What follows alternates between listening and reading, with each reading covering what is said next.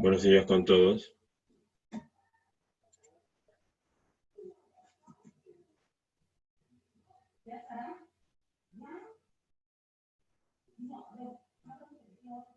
Buenos días con todos. Vamos a empezar la sesión. Esperamos que lleguen un poco más compañeros para poder iniciar.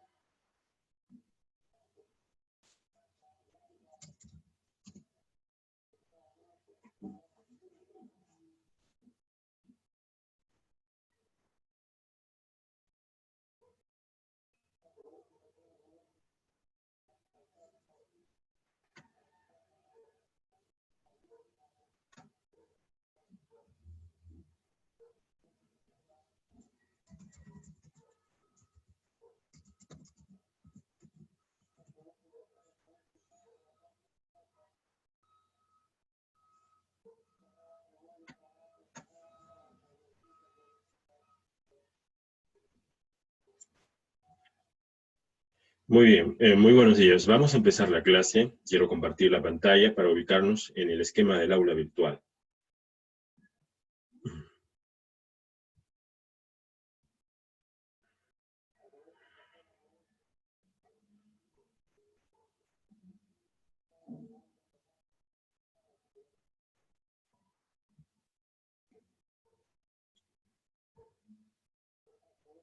Muy bien.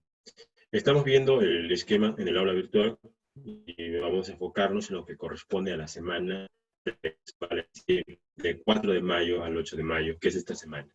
Entonces tenemos ahí algunos documentos, uno de los cuales viene a ser la estrategia de trabajo de esta semana. Vamos a ver la estrategia para esta semana, viene a ser la siguiente.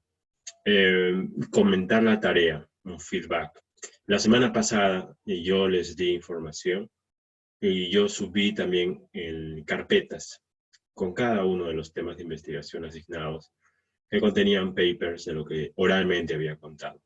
El intercambio de papers es muy importante. Si uno solamente de forma oral transmite lo que quiere decir o lo que ha investigado, es diferente a compartir directamente los archivos con sus compañeros o con el profesor. Compartir archivos es más sólido, da más fundamento y nos ayuda a entender mejor lo que la otra persona quiere decir. Por eso yo he compartido esas carpetas con los 20 y tantos temas que se han asignado. Entonces, una primera parte de aquí, este trabajo va a ser de esta semana, de esta sesión de hoy, va a ser comentar la tarea, un feedback por parte de ustedes y mío. Luego vamos a hacer un tema del sílabo, avanzando un tema que es análisis del problema técnico elegido. Vamos a tomar la primera evaluación parcial el 7 de mayo. Vamos a ver ahorita la fecha, ya toca tomar la evaluación parcial el día de mañana. Para ello vamos a hacer una especie de repaso basado en banco de preguntas y recordar de que al 60% del curso, antes de terminar el semestre, la idea es de que ustedes hagan una propuesta de paper con el objetivo de publicarlo en una revista, ¿no? Entonces no se exige que sea publicado, pero sí que se escriba el resultado en un formato tipo paper. Ahora, si revisamos el sílabo, tenemos como fecha de evaluación la primera evaluación parcial el 7 de mayo de 2020 con estos pesos. 10% para teoría y 5% para la evaluación continua. Entonces, es necesario trabajar en esas dos evaluaciones.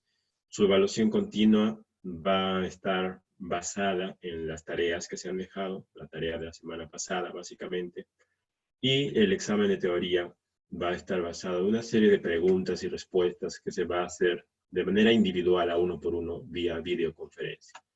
En resumen, lo que vamos a hacer ahora es dividido en la siguiente forma. Hoy día es 6 de mayo, vamos a hacer un repaso, algunas preguntas sobre los temas de tesis o comentarios. El día de mañana, 7 de mayo, vamos a tener en nuestra clase la videoconferencia normal y voy a preguntar uno por uno lo que hemos avanzado en el curso, ¿ya? Y se va a calificar el conocimiento técnico y la forma de expresarse oralmente, ¿no? Entonces, en este examen de teoría, no se va a pedir al alumno que resuelva ecuaciones complejas, ni que haga cálculos que involucren tiempo. Se le va a hacer preguntas de la forma, ¿por qué crees que tu proyecto es así? ¿O qué es lo que vas a medir? ¿Y por qué vas a medir así? ¿No? También se va a calificar la forma de expresarse oralmente, por ejemplo, si hablamos de la curva del comportamiento de la oferta y la demanda en un proyecto, ¿no? ¿Cuáles son las variables externas que producen un desplazamiento horizontal en la demanda de un proyecto o en la oferta de un proyecto? Entonces espera que el alumno se exprese con propiedad, vale decir, con palabras técnicas, ¿no? Evitando, por ejemplo, redundancias en el sentido de decir, las variables externas son aquellas que están fuera del problema y que hacen que se mueva a la derecha o a la izquierda. Pero eso es una repetición de la pregunta que el docente ha hecho.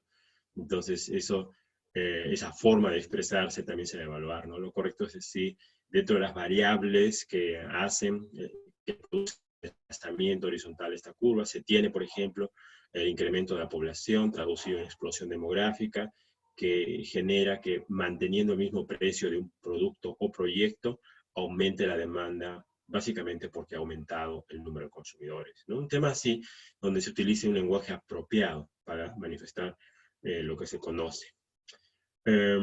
Bueno, ya hemos dicho que la evaluación continua va a ser la tarea que les he dejado la semana pasada y el día 8 de mayo vamos a estar entregando las notas, ¿ya? Entonces, vamos a maximizar el tiempo del día de hoy de la mejor forma posible, de manera que vamos a hacer un repaso para que estén preparados para mañana y vamos a comentar un poquito de los proyectos. Eso es lo que vamos a hacer hoy día, ¿ya? Entonces, vamos a ver el tema correspondiente al día de hoy. Vamos a regresar por aquí y vamos a ver, en primer lugar, unos conceptos bien breves y básicos de análisis de problema y de costos fijos, ¿ya? Empezamos con la teoría de hoy día, que es bastante corta, ¿ya? Cuando tiene un problema para investigar, hay que considerar que parte de una idea. La idea es abstracta, general, compleja, pero cuando vamos leyendo papers y vamos conversando con el profesor, tenemos más claridad y tenemos que definir, importantísimo, la palabra límites. Tenemos que delimitar nuestra idea de investigación. Decidir el tema o idea de investigación es importante. Es lo más importante de un proyecto. Delimitar el tema de investigación es determinar con claridad qué es lo que se va a presentar, respondiendo a la pregunta ¿qué voy a investigar? ¿Qué asunto se va a abordar? Entonces, la delimitación del problema puede ser temática, temporal y espacial. Temática es acerca de qué. Por ejemplo, uno puede decir, bueno, voy a hacer un tema de investigación de telecomunicaciones, pero la pregunta nuevamente dice, delimite, ¿acerca de qué? Bueno, de comunicaciones inalámbricas. Y otro, nuevamente, delimite, ¿acerca de qué? Bueno, pues de Wi-Fi. Ok, bueno, delimite, ¿acerca de qué? Y así hasta llegar a un tema específico. Delimitación temporal, ¿en qué momento? ¿No? Por ejemplo, si quiero analizar el grado de servicio, el QoS, del servicio que ha proveído la empresa Movistar, pues tengo que decir en qué momento. Digamos entre 2017 y 2018. Delimitación espacial. ¿En qué lugar o contexto? Bajo el mismo tema de tesis, por ejemplo, QoS de comunicaciones móviles o inalámbricas ofrecidas por Movistar. Entonces, ¿en qué lugar? Puedo decir, bueno, en Arequipa, José Luis Bustamante Rivera. Entonces, es una forma de que uno diga, ah, ya, mi tema entonces va a ser comunicaciones inalámbricas entre 2017 y 2018 en José Luis Bustamante Rivero, de acuerdo al servicio que ha proveído la empresa Movistar, ¿no? Es un ejemplo. No todos los temas de investigación tienen esas tres delimitaciones. Algunos sí se pueden limitar, otros no, pero lo importante es que quede bien específico. Entonces, la delimitación temática se refiere al área de conocimiento y a qué parte específico del área de conocimiento. O sea, dentro de comunicaciones inalámbricas, digamos, por ejemplo, Wi-Fi, ¿no? 2.4 GHz. Delimitación temporal se refiere al tiempo de ejecución, ¿no? Vamos a resolver la investigación en un año específico.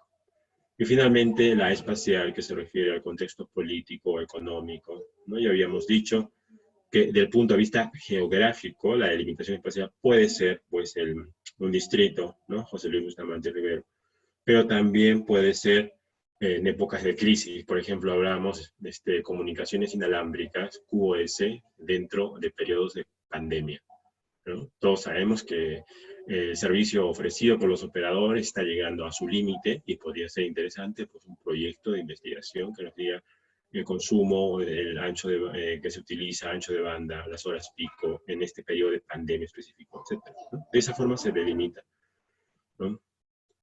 Acá hay un ejemplo que nos habla de Near Zero Energy Building, que significa edificios con casi cero de energía aplicados al sector hotelero del Perú.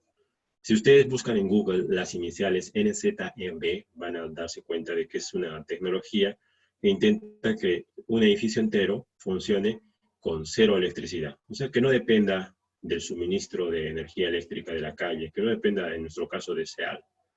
Que todo sea ecológico, la energía que lo obtengan por el viento, por paneles solares, etcétera, etcétera, ¿no? Y aplicar un hotel puede ser interesante, ¿no? Entonces, el título puede ser eficiencia energética en el sector hotelero Chivay, con hoteles en base a hoteles construidos con principios NZEB, ¿no? Entonces, el título y el tema son diferentes, en el sentido de que el título intenta impactar al lector sobre el tema que se va a investigar.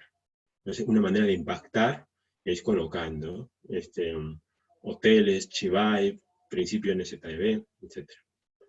Entonces, dependiendo del área de conocimiento, el tema puede obviar, o sea, puede no tener alguno de los criterios de delimitación, pero debe ser específico. Tema versus título. El tema es la búsqueda del estudio de un tema específico. Busca profundizar el tema.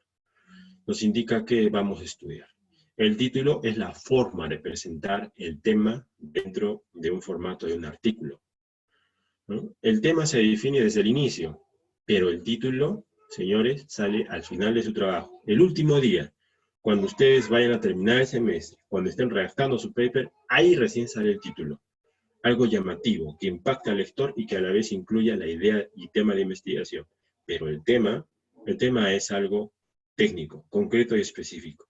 No necesariamente que va a impactar al lector, pero es lo que se va a investigar. El tema puede ser expresado en términos netamente técnicos, en cambio el título busca impresionar al lector, motivando su lectura. Muy bien, entonces este contenido es bastante breve, como pueden haber visto.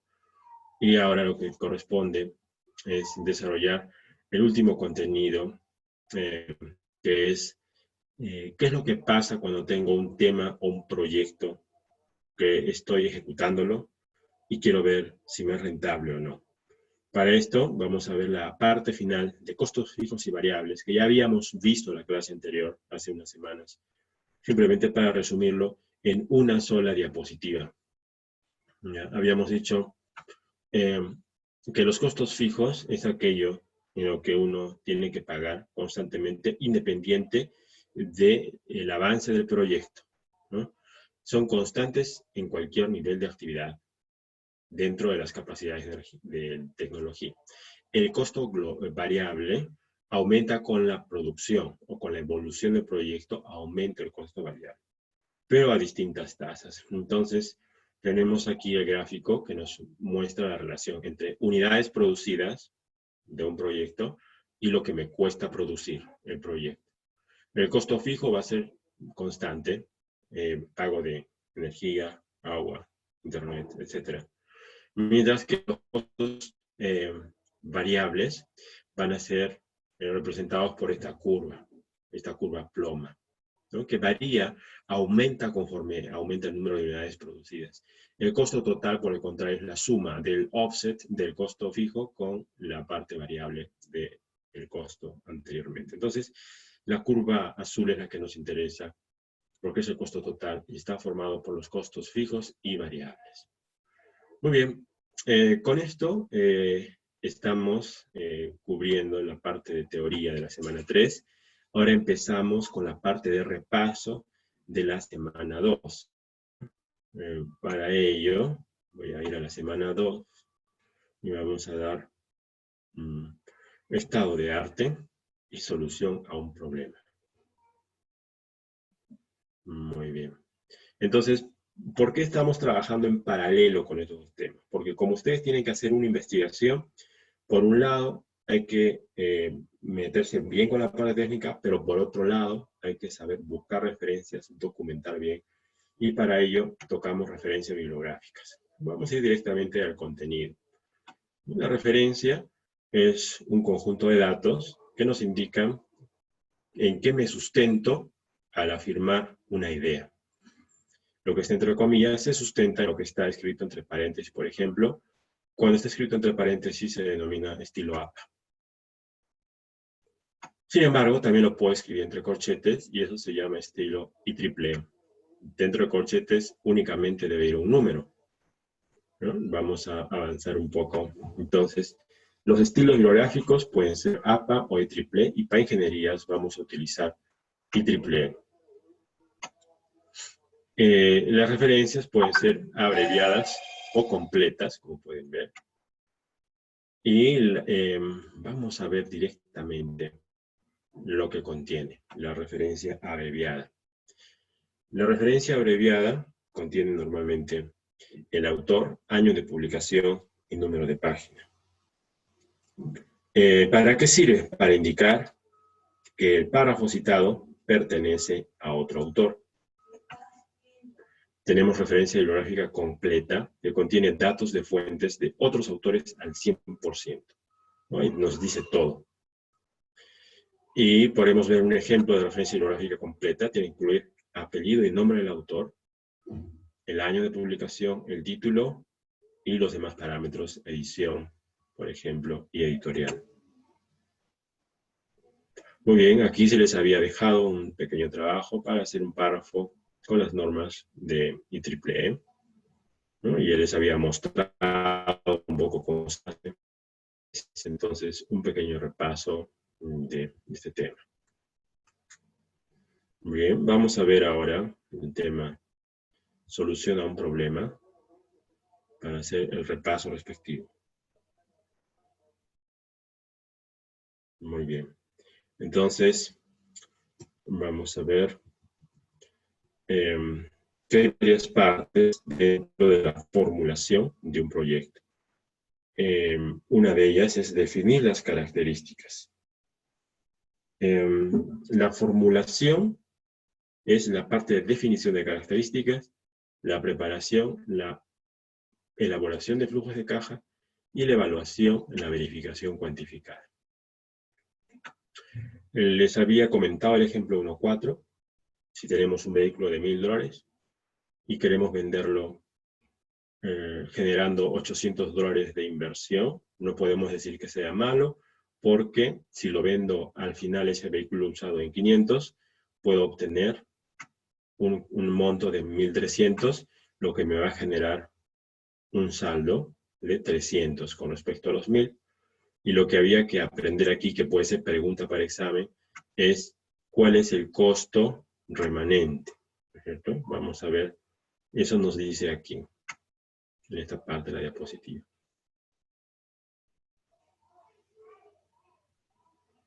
Vamos a ver un segundito.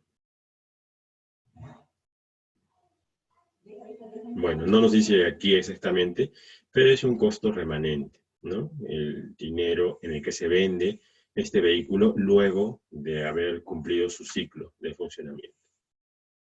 Bueno, a continuación vamos a ver el repaso de demanda, oferta, costos y beneficios. Ok, por favor escribe en el chat un sí o un no para saber si se ha comprendido lo que he dicho hasta este momento.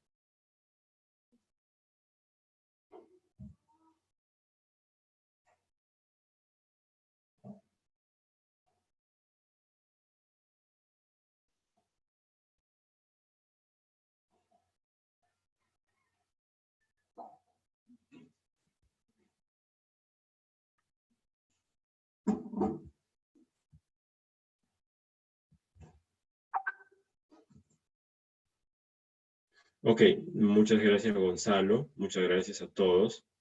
¿Ya? Vamos a aplicar ahora un repaso rápido de las curvas de oferta y de demanda. ¿Ya? Van a seguir, por favor, conmigo las diapositivas.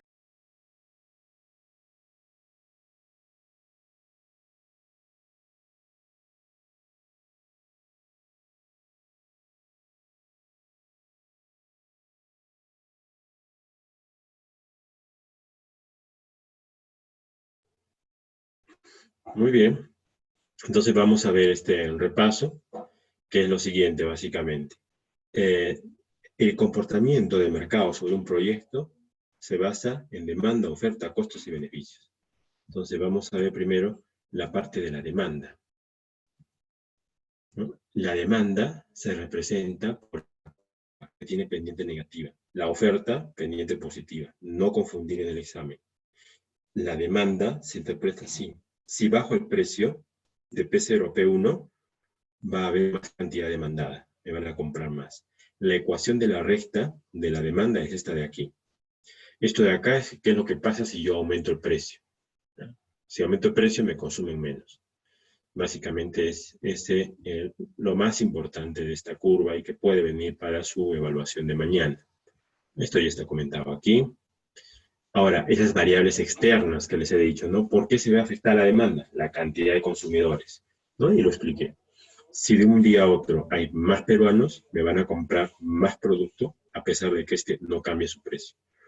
Bien complementario es cuando el consumir uno me hace consumir el otro. Y habíamos dicho en las entradas al cine, ¿no? Cuando una persona va al cine, está pagando para el cine, pero además le nace normalmente a la gran mayoría comprar palomitas de maíz, que es otro proyecto.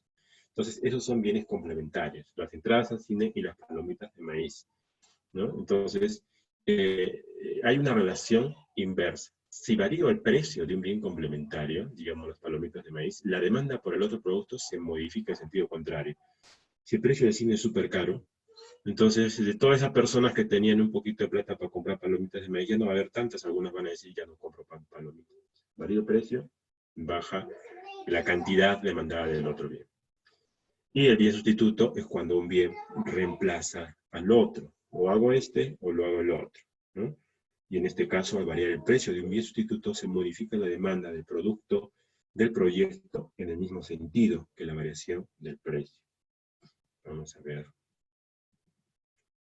El efecto de estas tres variables es de que la curva de color ploma se mueve hacia la derecha o hacia la izquierda, manteniendo la misma pendiente, conservando el mismo precio.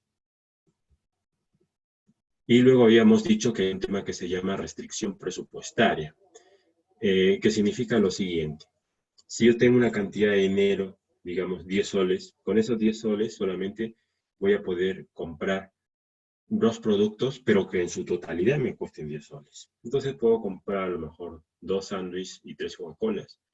O a lo mejor 3 sándwiches y una Coca-Cola, siempre y cuando me cuesten lo mismo. Y si hago todas esas combinaciones, me genera una línea recta. Y no se puede comprar más porque ya no hay más dinero, ¿no? Eso está explicado por aquí. Y luego tenemos nivel de satisfacción con restricción de recursos. Cuando yo tengo la misma curva anterior, un producto A y un producto B, yo puedo decir, ¿cuál es la preferencia del consumidor en esta curva? Bueno, el consumidor siempre va a buscar la combinación que le da más satisfacción. En este caso puede ser 2 sándwiches y 3 Coca-Colas, como ven acá, máxima satisfacción. Pero puede ser también de que él decida comprar un sándwich y 2 Coca-Colas, bueno, tiene menos satisfacción, pero le queda más dinero para ahorrar. Si quiere comprar más gaseosas y más Coca-Cola, probablemente va a estar acá, pero ya no va a tener ese dinero para hacerlo. Entonces, la pregunta que puede venir para el examen, para la entrevista de mañana es, explique usted, ¿no?, cuáles son los niveles de satisfacción con restricción de recursos. No tendrán que hablarme de la curva, ¿no?, y explicarme los puntos A, B, C. Luego, otro tema que puede entrar es la utilidad incremental. ¿Qué es y en qué consiste? Entonces uno tendrá que decir, bueno, la utilidad está asociada al incremento de beneficio a un empresario, ¿no? Y a medida que yo vendo más unidades, ¿no?, más cantidades, tengo más utilidad. Pero llega un punto en el que ya no voy a tener tanto beneficio porque me voy a estabilizar o porque ya no voy a sentir esa satisfacción por tener más de lo mismo. Entonces se llega a un punto en el que empezamos a decrementar la utilidad. Y la primera derivada de esta curva de color celeste es esta recta que vemos por acá, que al cruzar por cero me revela dónde queda exactamente o cuáles son las cantidades consumidas que me producen la máxima satisfacción. Entonces esto viene a ser la utilidad incremental. Luego habíamos visto también los indicadores denominados elasticidad. La elasticidad me mide cuánto cambia el consumo de un producto, la demanda, por la variación en su precio. Y habíamos visto un ejemplo. Bueno, hay varios tipos, esto lo leerán ustedes, vamos a pasar directamente al ejemplo. El ejemplo me dice, yo vendo 100 bolsas de salmón a $4 la unidad. Quiero saber qué pasa si lo vendo a 5. Para ello he observado que después de 30 días vendiéndolo a $5, las ventas cayeron a 800. Entonces dijimos de que, bueno, aquí no era 100, sino era 1000, ¿no? Había un tema de cálculo de la derivada incremental y teníamos una elasticidad de 0,8 con signo negativo. Eso es lo que me pedía el problema, ¿no? Evidentemente en la entrevista no se pedirá hacer operaciones por calculadora, pero sí se puede preguntar cómo haría usted para resolver este problema, por qué usaría esta ecuación, por qué restaría así, por qué restaría así, ese tipo de cosas, ¿no? Hay otra elasticidad que se llama elasticidad de ingreso. Si me aumentan el sueldo, ¿cómo cambia la cantidad demandada de un producto? Y se representa por N, ¿no? Y aquí se tiene el ejemplo en el que tenemos que hay trabajadores que les ha aumentado 6% de su salario y, por el contrario, la fábrica de motocicletas ha visto que le han comprado menos motos, porque los trabajadores, en este caso, decidieron comprar un auto a crédito. Entonces se calcula, ¿no?, cuál es la variación de ese consumo de motos debido al incremento del salario, y ha sido negativa en 2.5. Entonces, eso al empresario le sirve para prever cómo van a caer, en este caso, sus ventas, si le aumentan más a los trabajadores, ¿no?, que puede ser contraproducente para él. Muy bien, también tenemos la elasticidad cruzada, que nos relaciona cómo varía el consumo de un producto cuando cambia el precio en otro producto. Esto está relacionado con los bienes complementarios. Ahora vamos a ver la oferta. Repasamos la oferta. La oferta está representada por una curva con pendiente positiva que relaciona un precio del producto con la cantidad ofrecida. Aquí ustedes se ponen en la piel del inversionista y dicen, si yo subo de un precio P0 a P1, tengo que ofrecer una cantidad mayor a la inicial, porque yo tengo la certeza de que aumentando el precio me van a comprar más. Entonces, si aumento el precio de un producto, tengo que ofrecer más, tengo que producir más de eso, porque si no, no me lo van a comprar, no voy a recuperar el esfuerzo que he hecho en la inversión, etc. Entonces, es necesario explicarlo de esa forma. Por favor, en el momento de la presentación, evidentemente, se califica que sea todo con sus propias palabras, ¿no? no se quiere que ustedes lean o memoricen por estos conceptos. La evaluación tiene que ser con sus propias palabras, por eso de ahí estamos calificando la expresión oral, ¿no? Bueno, y hay variables externas en la oferta, como son la tecnología, las expectativas y la calidad de empresas. La tecnología, si compro un robot barato, me va a permitir hacer lo mismo, mi circuito o mi producto ofrecido, en menos tiempo. Entonces reduzco el costo de producción, aumento los beneficios y desplazo la curva a la derecha. Igual las expectativas, ¿no? Si yo, como inversionista, veo que el precio del bien va a aumentar o estimo que la demanda puede aumentar, yo puedo producir más, porque sé que me lo van a comprar más, como por ejemplo las mascarillas o los ventiladores, ¿no? Entonces puedo producir más mascarillas, o puedo aumentar ese precio. Y la cantidad de empresas, ¿no? También la oferta del bien. Al aumentar la cantidad de proveedores, la oferta en global se incrementa y la curva se desplaza hacia la derecha. Bueno, y aquí tenemos ese desplazamiento de la oferta hacia la derecha. Vamos a ver. Y finalmente, el punto de equilibrio. Las curvas de demanda y de oferta se pueden intersecar en un solo punto, y ese punto va a ser el punto de equilibrio. Es el punto en el que tácitamente los productores y los consumidores se ponen de acuerdo para tener un equilibrio de mercado, para que ambos ganen. Y se puede preguntar cuál es la ecuación de la resta de la demanda, qué significa A sub D, precio al que ningún consumidor quiere comprar, qué significa B sub D, etc. Y finalmente este problema que nos indica que hay una empresa que tiene una curva de esta forma, una curva de oferta, ¿cierto? Perdón, un comportamiento de demanda que se representa por esta oferta. ¿Qué quiere decir esto? Dice que el precio es igual a 800 menos 3Q.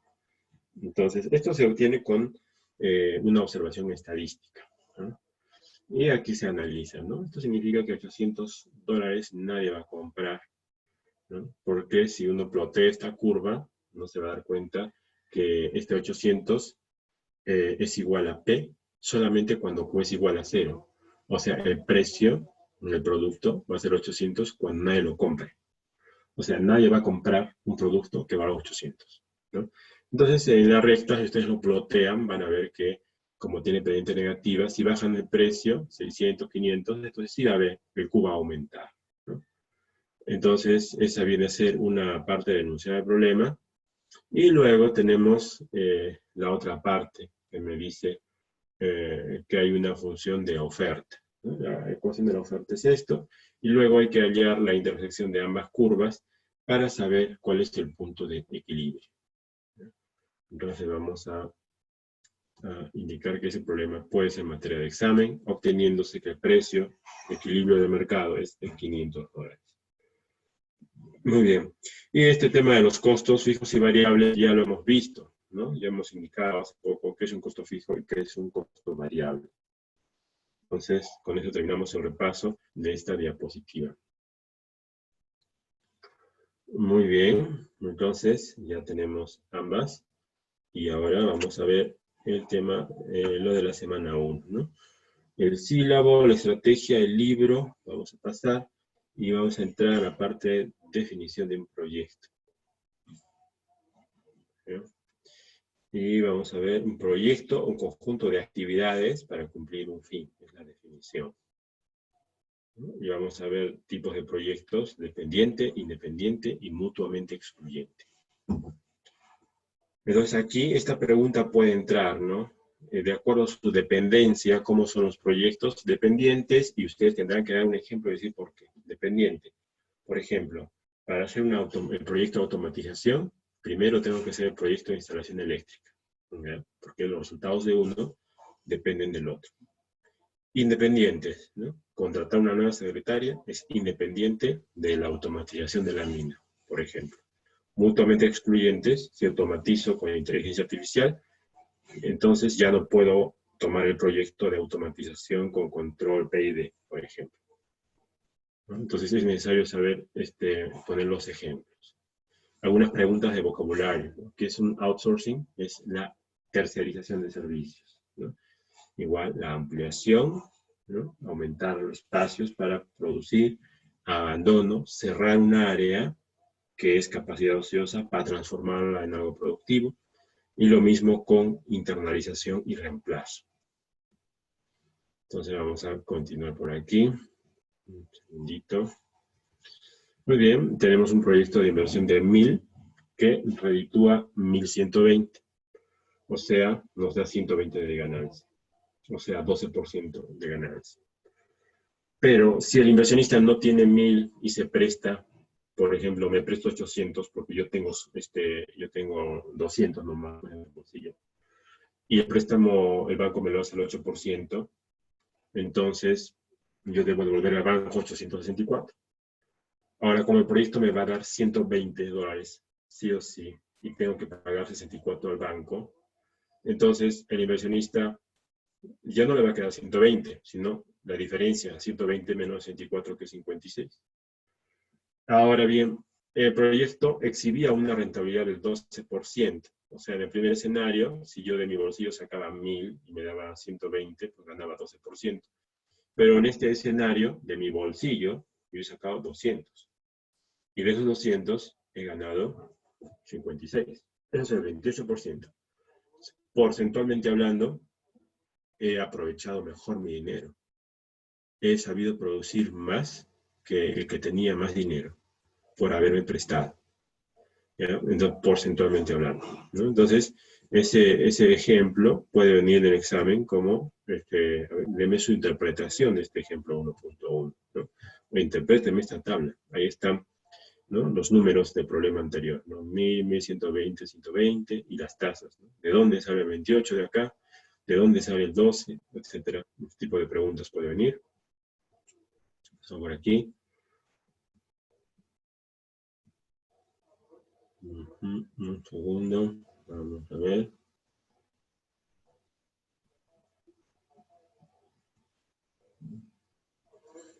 Y finalmente las etapas de un proyecto, que viene a ser como el proyecto de investigación que ustedes tienen.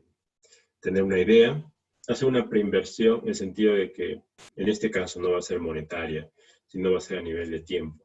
El tiempo se puede traducir como dinero. Entonces ustedes tienen que invertir tiempo para ese proyecto, para saber si va a ser posible hacerlo de acuerdo a la delimitación del tema que estoy planteando, para saber hacia dónde lo voy a orientar. La inversión significa, bueno, voy a organizar una agenda, pues, de tiempo, para dedicarle tiempo a este proyecto, y finalmente la operación, lo que voy a avanzar realmente cada día de este proyecto, ¿no? Entonces, este ha sido nuestro repaso de esa diapositiva de definición. Muchos me han preguntado, ¿esta solución a un problema que está aquí, ya la vemos repetida aquí en la semana 2? En efecto, esta repetía porque en ese caso, cuando empezamos a estudiar la semana 1, no dio tiempo para terminar toda la diapositiva. Entonces la misma diapositiva la pegué aquí en semana 2 para terminar de estudiar la parte final que nos faltaba de la diapositiva de acá. Pero esa es la explicación, ¿no? Faltaba un poquito, entonces la he vuelto a poner la misma para indicar que vamos a terminar. Ahora vamos a ver el estado de arte. Bueno, igual, ¿no? El estado de arte ha sido un tema que habíamos empezado a ver la primera semana, que no lo completamos y que pusimos su continuación en la semana posterior. Aquí tienen las clases en vivo. Ok. Perfecto, las clases en vivo. Y eso sería, entonces, de nuestra estrategia de trabajo, el repaso a nivel de teoría. ¿Ya? Hemos hecho nuestro repaso a nivel de teoría. Ahora vamos a ver comentarios y feedback sobre las tareas, ¿ya? Entonces, vamos a ver un poco por el 9:36, vamos a cubrir todo para poder ver, para poder prepararnos para los exámenes. La forma va a ser esta, ¿ya? Hoy día no vamos a hacer preguntas a uno por uno, porque nos tomaría más de la hora. Sin embargo, lo que voy a hacer yo es abrir sus tareas y voy a empezar a comentar, ¿ya?, sus tareas. Pero antes de comentar sus tareas, o sea, yo voy a abrir las tareas que me han dejado, voy a ver qué me han presentado, voy a decir, mira, esto puede mejorar así, puede mejorar así, etcétera, etcétera. Y al final, ¿no? Cuando termine de dar feedback, vamos a dejar unos minutos para que me puedan hacer preguntas, un poco de todo lo que estamos viendo. Y posteriormente ya finalizamos la sesión. Entonces, voy a regresar por aquí a la parte de tareas. ¿Ya? Tenemos aquí las tareas de la semana 1. Ok. Y tenemos las tareas. Ver, calificar todas las entregas. Vamos a ver.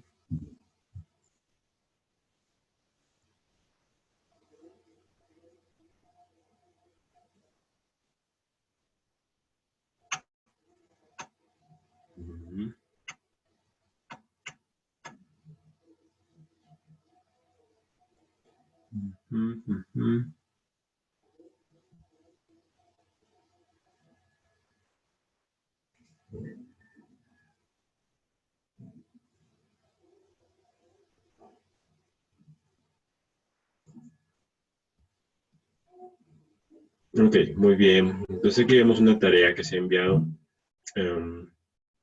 Vamos a comentar nomás, ¿no?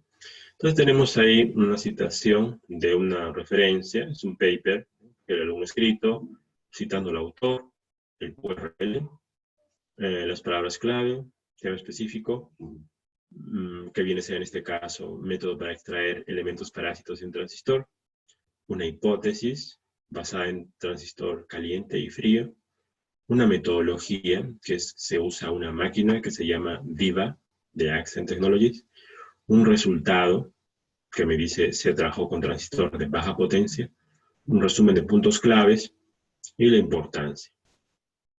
Muy bien. Tenemos otro paper que dice Lorenzo Flores, optimización de parásitos en transistores FinFET. Nos dice palabras claves modelado, tema general modelado de efectos parásitos, hipótesis, la geometría del transistor introduce elementos parásitos. Muy bien.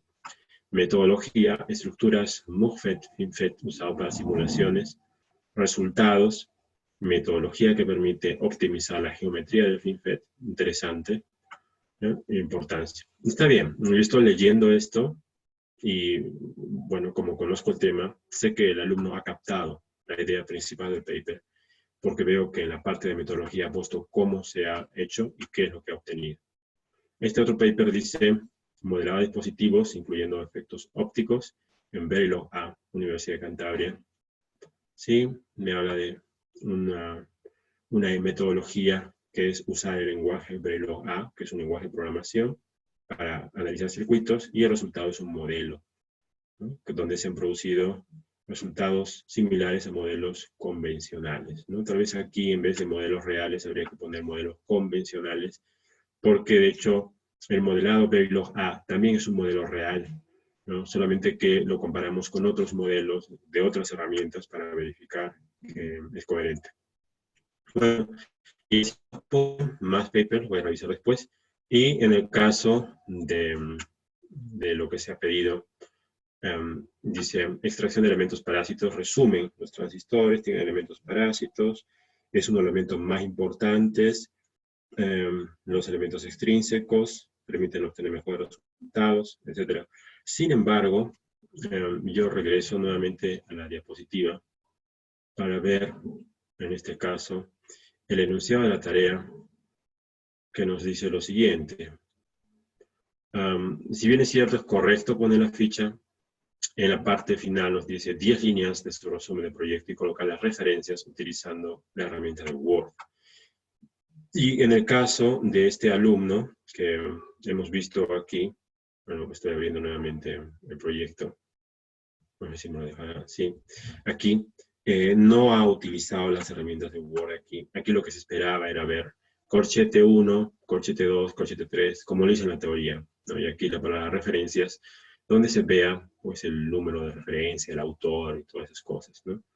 Entonces, ese es el punto que habría que mejorar, independientemente que yo necesito más tiempo para leer el contenido del resumen, ¿no?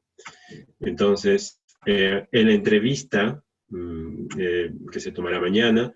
Yo tomaré pues a un alumno, a todos, ¿no? Elegidos al azar por un programa de internet que ustedes van a ver, que me permite generar números aleatorios. Y al alumno le diré algunas preguntas de teoría y también le diré, mira, acá está tu tarea, a ver qué has averiguado, cómo es, ¿no? Temas así por el estilo, para poder ver que ha avanzado las dos cosas, en la teoría y en su tema de investigación. Entonces, esa forma va a ser la forma en la que voy a evaluar, ¿ya? Entonces voy a dejar de compartir la pantalla un segundo para dar paso a las preguntas. Por favor, tome el micrófono cualquier alumno que desee hacer alguna pregunta y escriba en el chat un sí o un no para verificar si se ha comprendido la forma en la que vamos a evaluar nuestro curso. Si se ha comprendido lo que he hecho hasta aquí, escriban por favor sí o no en el chat.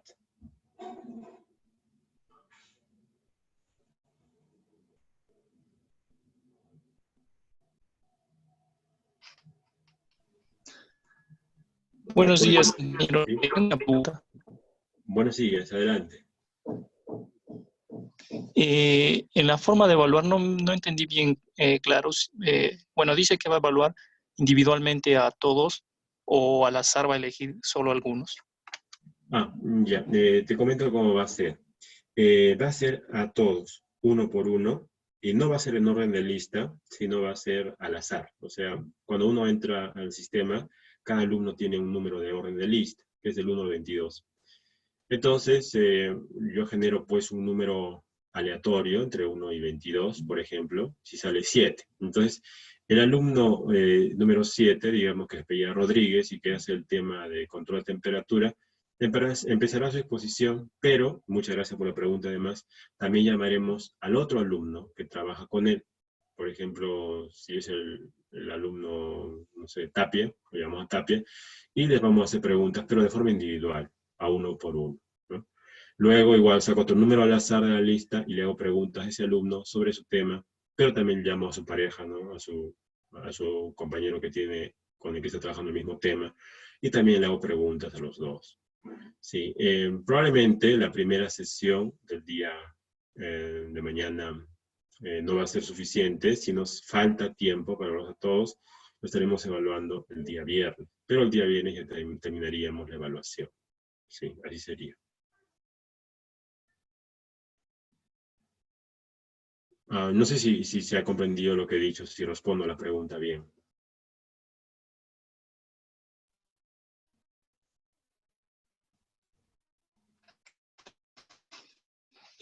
¿Vamos a ingresar y nos va a empezar a llamar estando todos o, bueno,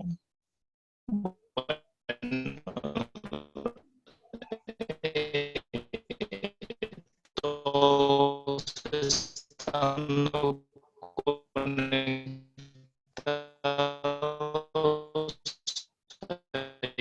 y va a evaluar? Pero hay un poco de problemas en la calidad de comunicación. De hecho, los últimos 10 segundos ha estado muy entrecortado. Pero hasta lo último que he podido escuchar es si todos ingresan y se toma lista. No, básicamente lo que se espera es nos conectamos todos a la hora de costumbre y empiezo a generar números aleatorios y el número que salga, el primero lo llamo ya, y empiezo a hacerle unas preguntas. ¿Cuántas preguntas van a hacer? Van a ser unas 3 o 4 preguntas por cada alumno.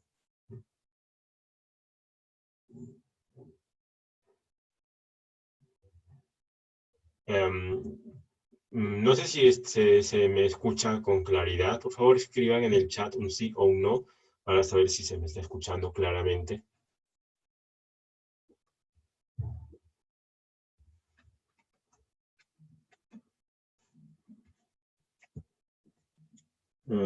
Gracias, Germán. Estoy escuchando, estoy recibiendo sí. Gracias, Marco. Gracias, Iván.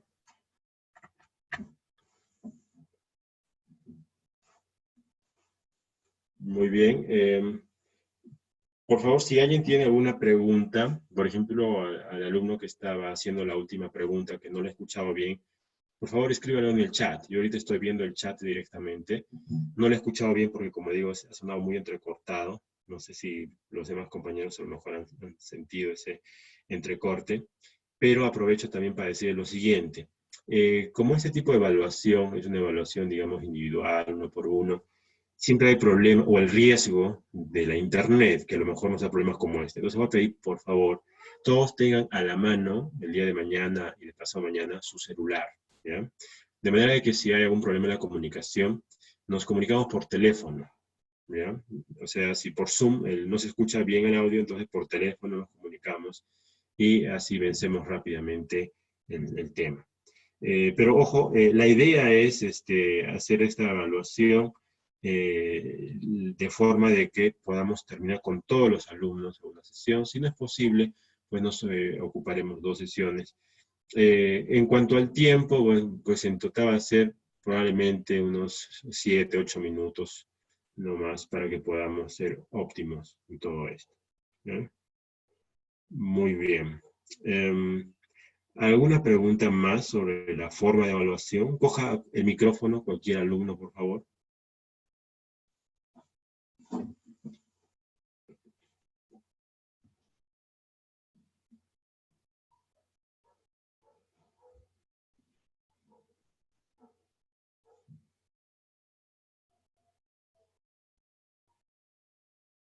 Muy bien. Bueno, pues aparentemente no hay más preguntas sobre la forma de evaluación. Sin embargo, vamos a pasar ahora a las preguntas sobre el tema de investigación en sí. O sea, yo quiero que vayan avanzando todos los días con su tema de investigación y que lo vayan internalizando, ¿no? Haciéndolo suyo y siendo especialistas. Entonces, ahora, por favor, preguntas referente a su tema de investigación, referente a su proyecto. Tome el micrófono, por favor, y con toda confianza, ¿sí? Hagan preguntas sobre su tema de investigación.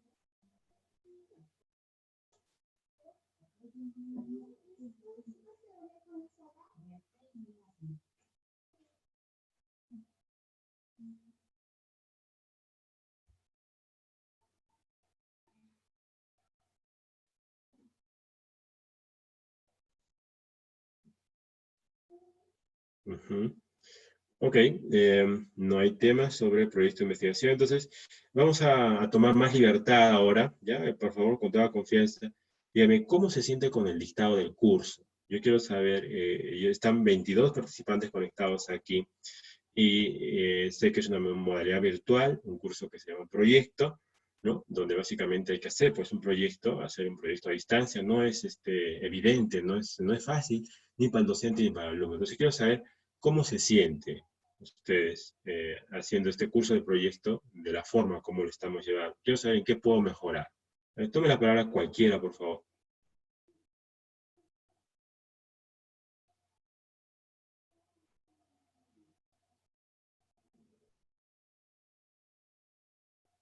¿No? Puede tomar la palabra con micrófono o si quiere me escribe por el chat, no hay problema, o por el WhatsApp también.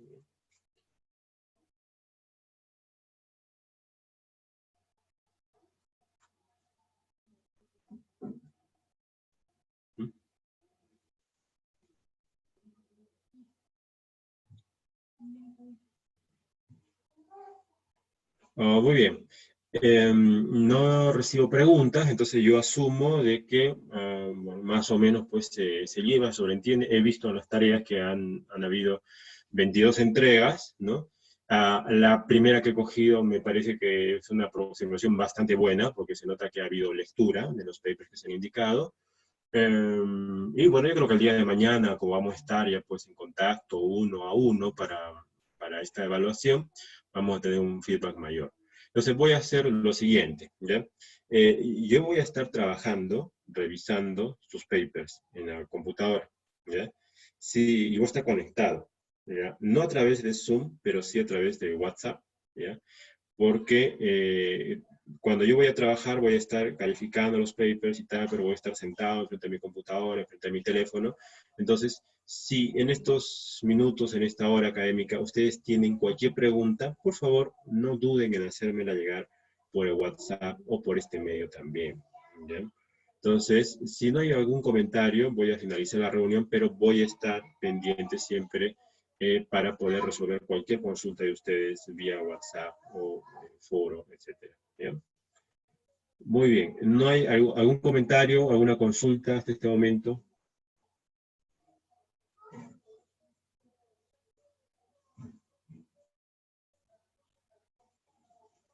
Muy bien, entonces y yo me despido y nos estamos viendo la siguiente clase.